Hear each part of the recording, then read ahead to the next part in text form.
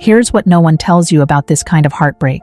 Eventually, after the anger fades and the hurt dulls and you've cried all the tears you have in you, you start to see things clearly. Not immediately, not in any comfortable timeline. But eventually, in the quiet moments, in the space where she used to be, you start to understand. The relationship was already over. That's the hard truth. It ended long before I found those messages. It ended when she stopped choosing me every day. It ended when she started looking elsewhere for the connection she'd lost with me. It ended when we both stopped fighting for it and started just coexisting. I wanted to blame her. God, did I want to make her the villain? And she was wrong. The lying was wrong. The emotional affair was wrong. The way she handled all of it was wrong. But we'd both let it die. I'd just been too comfortable or too scared or too stubborn to admit it was already dead. She asked me once in one of those last painful conversations if I'd really been happy. And I'd wanted to scream yes, to tell her that I'd been perfectly happy until she ruined everything. But the truth? I'd been comfortable. I'd been content.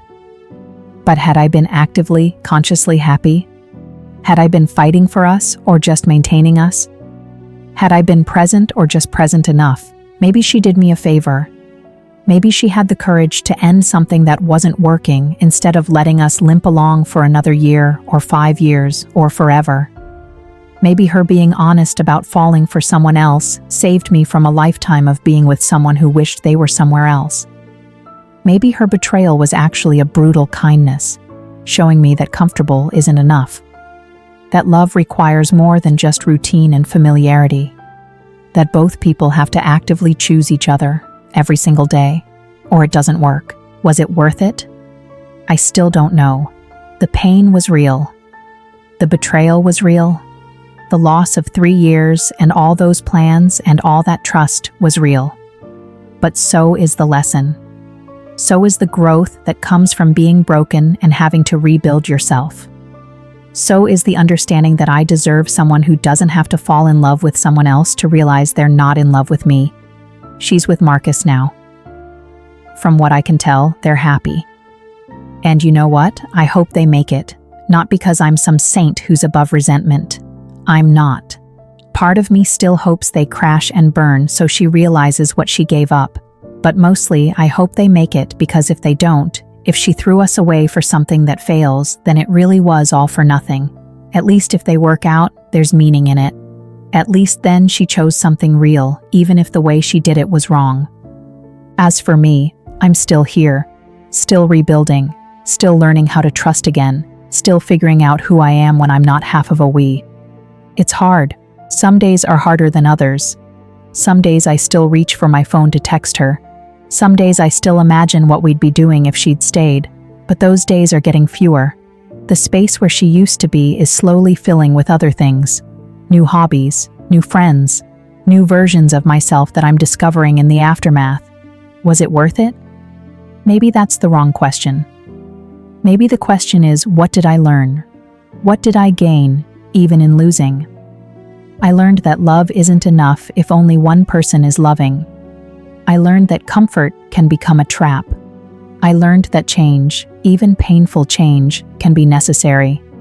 I learned that I'm stronger than I thought. That I can survive something I thought would destroy me.